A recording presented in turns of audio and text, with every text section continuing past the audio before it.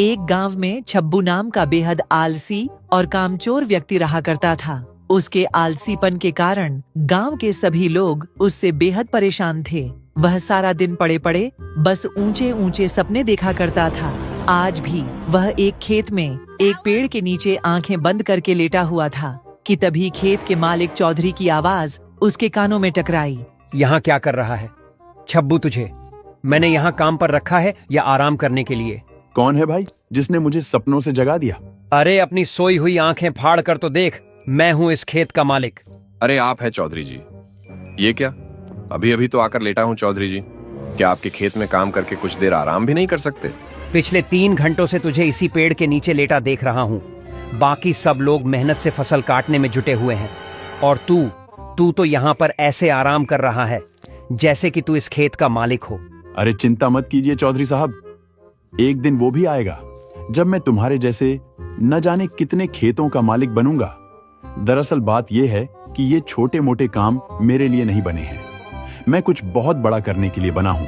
हाँ छब्बू, मैं तो तुझे धक्के देकर उसी दिन निकाल देता जिस दिन मैंने तुझे काम पर रखा था, मगर क्या करूं, तेरी पत्नी के आंसू देखकर मैं पिघल गया।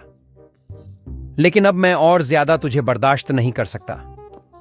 मैं यहां पर मजदूरों को काम करने की तनख्वाह देता हूं, आराम करने की तनख्वाह नहीं देता। ठीक है, अगर आप मुझे काम पर नहीं रखना चाहते तो मुझे कोई फर्क नहीं पड़ता, लेकिन 10 दिन जो मैंने जी तोड़ करके मेहनत की है उसके पैसे तो मुझे दे दो। तेरा दिमाग तो ठीक है छब्बू, पिछले 10 दिनों में तूने 12 घंटों में 12 मिनट भी काम नहीं किया, किस बात के पैसे? देखो चौधरी, किसी गरीब को दबाना अच्छी बात नहीं होती। अरे आपने फिल्मों में नहीं देखा क्या, जब भी कोई अमीर आदमी किसी व्यक्ति को उसकी तनख्वाह नहीं देता था तो वह गरीब डाकू बन जाता था। वो छब्बू की बात सुनकर चौधरी हंसने लगा। डाकू बनने के लिए भी बहुत मेहनत लगती है छब्बू, पता है तुझे बंदूक उठानी पड़ती है, सवारी करनी पड़ती है, तुझसे तो वो भी नहीं होगा। इससे पहले कि मैं तुझे धक्के देकर यहाँ से निकाल दूं, सीधी तरह से यहाँ से मेरी आंखों के सामने से दूर हो जा। चौधरी का गुस्सा देखकर छब्बू डर गया और चुपचाप अपने घर चला गया। दोपहर के वक्त छब्बू को घर पर देखकर उसकी पत्नी मैना को गुस्सा आ गया। अरे इतनी जल्दी काम से कैसे आ गए? तुम्हारा काम तो शाम को खत्म होता है ना? चौधरी ने मुझे काम से निकाल दिया। काम से निकाल दिया, लेकिन क्यों? अरे मैं उसके खेतों में 10 मजदूरों के बराबर जी तोड़ मेहनत करके काम कर रहा था। कुछ मिनट पेड़ के नीचे आराम करने के लिए क्या बैठ गया, वो बुरी तरह से भड़क गया। हे भगवान, बड़ी मुश्किल से तो चौधरी के सामने आंसू बहाकर तो तुम्हें काम दिलवाया था, लेकिन तुम्हें वहां से भी निकाल दिया गया। आखिर तुम्हारा यह आलसपन कब जाएगा?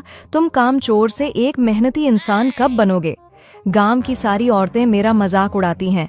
अरे तुम उनकी बातों पर ज्यादा ध्यान मत दिया करो। कितनी बार कहा है कि औरतों की तो आदत ही है एक दूसरे का मजाक बनाना। तुम्हें अपनी पत्नी का मजाक उड़ाना तो मंजूर है, लेकिन काम करना मंजूर नहीं है।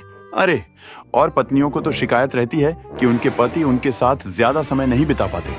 तुम्हें तो खुश होना चाहिए मैना कि तुम्हारा पति तुम्हारे हमेशा आसपास रहता है। इस तरह से तुम्हारे आसपास होने से मुझे क्या फायदा? इससे तो अच्छा तुम गायब हो जाओ। रसोई घर में कल रात ही आटा खत्म हो गया और राशन भी बिल्कुल नहीं है। मुझे कोई मतलब नहीं है, कहीं से भी लाओ, पर राशन लेकर आओ। मैं राशन कहाँ से लेकर आऊंगा? मैना चौधरी ने मुझे एक पैसा भी नहीं दिया। पैसे काम करने के दिए जाते हैं, आराम करने के लिए नहीं दिए जाते। जो भी हो, मैं तुम्हें काम पर लगवा के तंग आ चुकी हूँ। जाओ किसी से उधार मांग कर लाओ या डाका डाल कर लाओ, लेकिन आज तुम्हें महीने भर का राशन लेकर आना है। उसके बाद तुम महीने भर आराम से चाहे तो सोते रहना। मैं तुमसे कुछ नहीं बोलूंगी। और सुनो, राशन लिए बगैर घर में घुस मत जाना। इतना कहकर मैना ने वहाँ रखा चाकू गुस्से से उठा लिया। ये क्या कर रही हो मैना? मैं तुम्हारा पति हूँ, क्या तुम मुझे मारकर विधवा बनोगी? इससे तो अच्छा मैं विधवा ही सही रहूंगी। कम से कम मुझे सुकून तो होगा कि मैं विधवा हूँ, मेरा पति मर चुका है। मैना का गुस्सा देख छब्बू तुरंत बाहर आ गया और बड़बड़ाते हुए बोला, हे भगवान, बच गया।